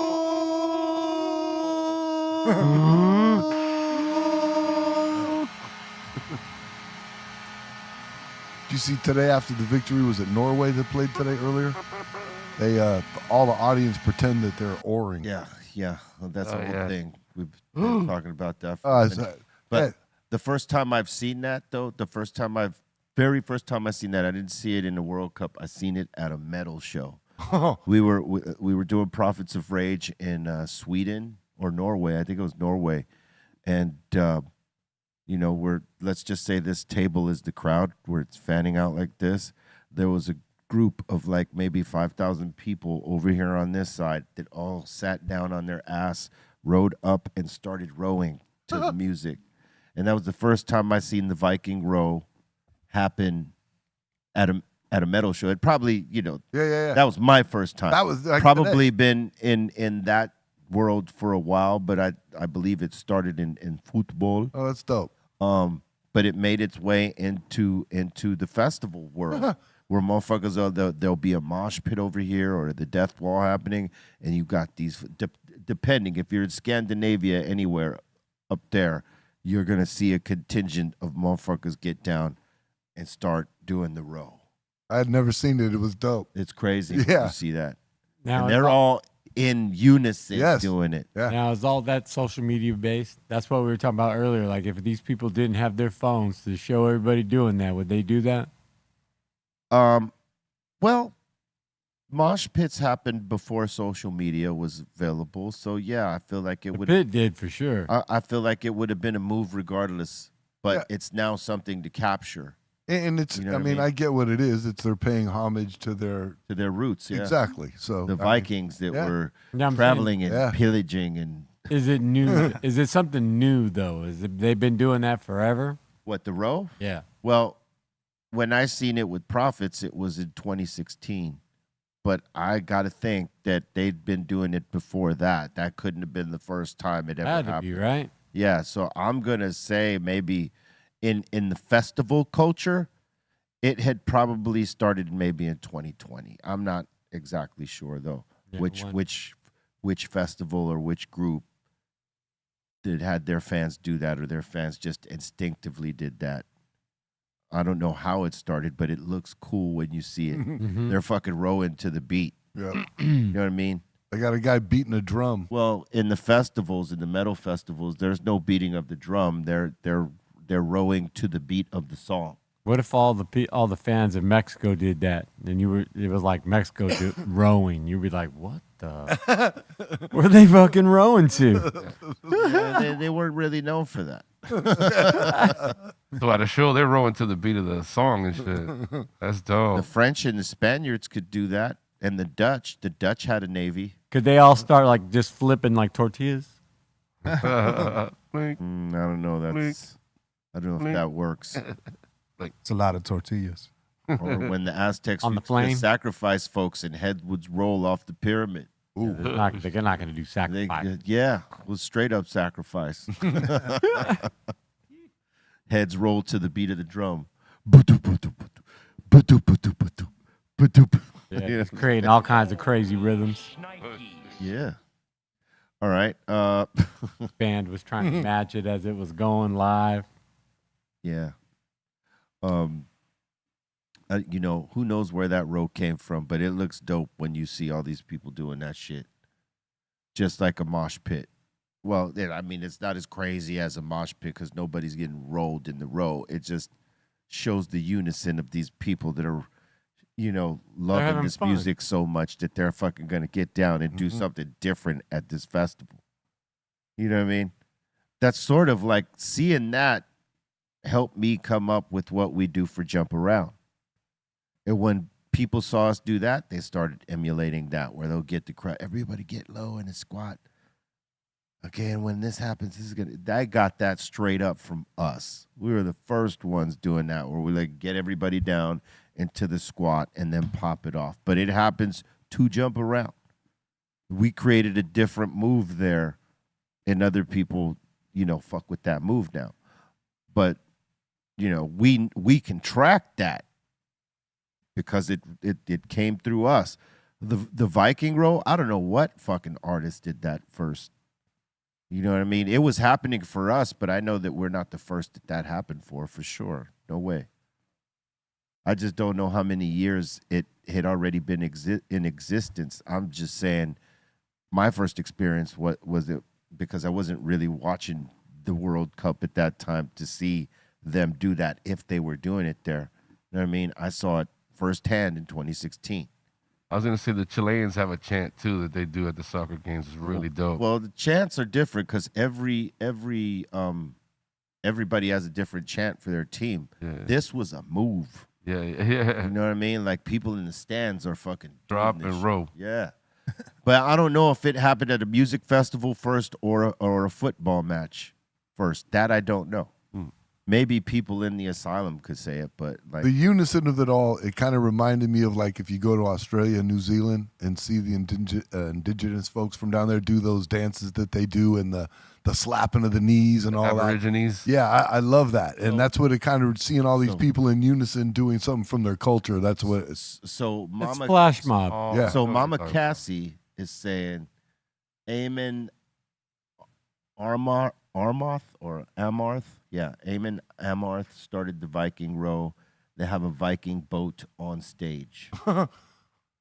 Death Now, metal. I don't It's know if death it- metal band. Now, yes. Now, I don't know if it was them or, the Norway fans that started it first, but he's apparently the first artist to use that. Brings And then out a ship and on then stage. It's spread out. It's spread out into the metal world. If they appreciate you, they're getting down in Viking row to your shit. Oh yeah. The Swedes, they're Swedish.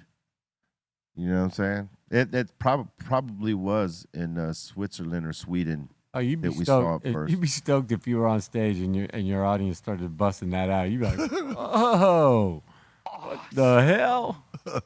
Yeah. Hey, yeah, you locked into the roots. The Swedish, the Swiss, the fucking the Dutch, and even the Germans to a degree, and the Russians. They all have Viking lineage. Oh, I'm sure. Yeah. And I'm sure they're rowing to the tempo of your song. So lock in. Everybody taps in together, and that's gonna be one hell of a vibe. Hey, listen, you can go to a gym, get on that fucking row machine, and fucking pop it in your ear and go. It's the same thing as when when they were doing actual journeys back in that time. They'd have the guy with the drum, Yep. making sure everybody kept pace on their rows, rowing together to that drum. Yeah. See, what I would do, I would go to the gym. I would bring Bobo with me with a drum, and he could keep, boom, with time, and then I could be working out. I think that's a great idea. Why What do don't you you think? just play music in your fucking? Because I want to. Bobo is. I mean, come on. Nice You want fast, Bobo nice specific. fast tempo. Well, you know? if anybody's in a beat on a drum, who would you get? I mean, Bobo, that's right? asking Bobo a lot. That's a workout for him. He's in the corner. But I know this is something that'll never happen because you don't go to the gym. Oh, see, He gave it up. son of a bitch. He did it for for 2 Instagram reels and then stopped. You know what? I mean- This is why I don't. You thought I was gonna say 2 years? No, 2 Instagram reels. That was it. I mean, yo, not for nothing, but what Bobo does on stage, That's a workout. that's a fucking exercise. He's working out the most over there. Yeah. He burns about I know I burned 1,200 calories in our hour and a half show, our 90-minute show. So if I'm burning 1,200, he's burning 1,400 to 1,500. Well, it's a trip because We've tracked it on the watches. exactly we monitor on the watches, so it's funny. I can in unison see Bobo closes his rings first, and it's a short while after B closes his rings. Yeah, So he's like right behind Bobo as far as burning calories. You want to know why you guys close your rings first, or why Bobo closes his rings first and E-Zone closes his rings first? Because y'all are tapped down to 1,000 calories, and some of y'all are below that. My shit is tapped into 1,500 calories before my circles fucking connect. So that's why I'm always later than yours, because my shit is jacked up higher. Where's your calorie burn at? Where's your ring calorie at? Tell me right now. 500, right? No, 1,000. 1,000. Yeah. Let me see. That's it. I'm just kidding. Show me. Show You me. want to hear the beauty of this? Look, my phone's dead. Look, about it. He can't even show me I his can't- so-called It died 1,000. today. No, it did. Anyway, it takes unless I'm being very active, it takes a minute to get to that 1,500. Unless I do a full fucking crazy workout, it takes some of the day to get it. I could get those rings full probably in the morning if I spent a true hour and a half rocking, from cardio to weights and shit like that and whatever else in between. I could burn that 1,500 in that sitting. You know what I mean? It's just, it takes me longer to burn it. 1,000 calories, you could burn that shit quicker than 1,500. It's just a fact.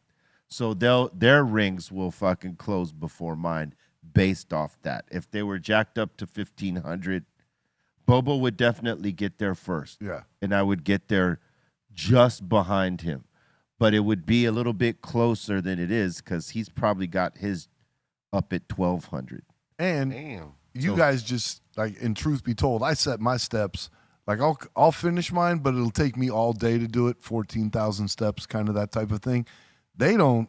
The trippy thing with these guys, that calorie burn starts when the show starts, not all day, not, so. Yeah, no, it's right, immediate. Yeah, so it's not like it's an all day thing of 1,500 calories. That's like in 90 minutes.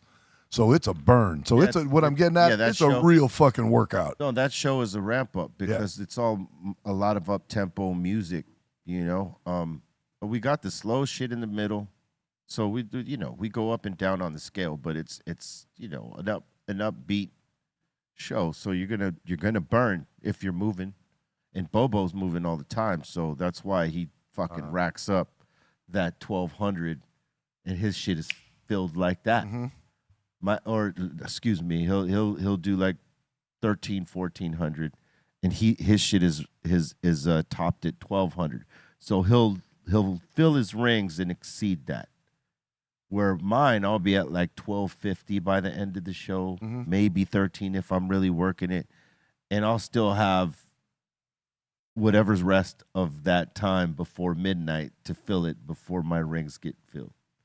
If I jack it down to 1,200, easy. 1,500. That 1,500 shit, man. It doesn't burn right away. I'm still old school. Like, I don't use the watch. I just look at my shirt. If that shit is mad sweaty, I'm like, yeah, I got my workout. That is a good indication, though. Yeah. That is a good indication. If you're working out and you ain't sweating, you ain't working out. If my shit is super sweaty, I got a good one. If it's all right sweaty, then you did a little something. If it's no sweat, then you didn't do shit. Yeah, exactly. That's what I'm saying. If you didn't sweat while you worked out, you didn't really work out. Exactly. Unless you got no sweat glands. You know what I'm saying? If you got a rare condition where sweat that water you don't like the water ain't coming out. Hey, every one of us has a homie like that gets red hot, like he's ready to, like his radiator's about to bust. And it's just exactly what you're saying about it. For some reason, they don't sweat, and they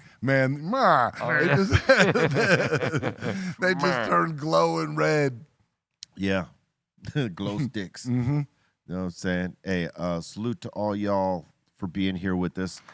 Salute for having Tracy Eddie back. Hey, good to be got back. Some Cokes in the refrigerator for you, son. Glass bottle. Wow. Yeah. Wow. Thank you. Don't OD. You know what I'm saying? Salute to all y'all, man. Carry that positivity around like a backpack. You know what I'm saying? And don't let it go.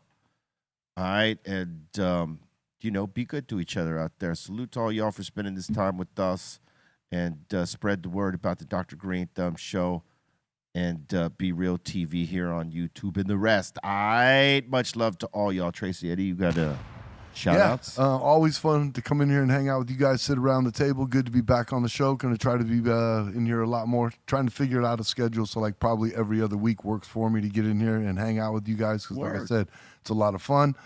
Big shout-out, just coming off the Europe tour, everybody out there that I got to meet from Instagram land. Canada and the U.S. tour starts next week with Cypress Hill, so we'll see everybody out there on the road. Follow me on Instagram at Trace Nunes. What? Okay. All right. Got him. All right, Les. No doubt. Big up everybody on the chat hanging out with us. Big up everybody here at the Dr. Greenthumb crew. Trace, good seeing you. Good to be back. Thank you. And everybody on the IG, go to my new IG, the new Psycho Les page. Also go to the website, the psycholesshop.com. Go to the other one too, Pit Fight Goodies, Big Cartel. Shout out to God. What up, Dom? Steph Tone, let's go. Shout out Mark Sargent, Karen B, David Wise, FM, B, Trace, hell yeah. Psycho Easy, Ray Ray at Morning Shop Films, Dominator, Taryn of Evelyn Hammer, A-Tom, Pedro, Javi Lopez, C-, E-Zone, Cali Blaze, Mello, Everlast, all y'all in the asylum. Have a great week. Catch y'all on Friday. Yeah, shout out to my brothers here at the table, everybody in the treehouse, everybody tuning in, the 5150s. What up, what up? Big up to everybody that came out to the Crooked Tree show in Arizona with Fayuka. Shit was really dope. It was hot as hell. But it was really dope. Check me out on IG, DJFM_LA. Got some good stuff coming up. Sullen Party for Freddie Negrete on the 11th. And show with Mellow Man Ace and Kid Frost and a bunch of Latin legends and shit. Yeah, so check me out on IG. And big up to Be Real, man. Check him out on Sirius XM. I've been on there busting mixes as well. So, yeah, tune in the morning, man. B. God blesses those that bless others. Swallow that.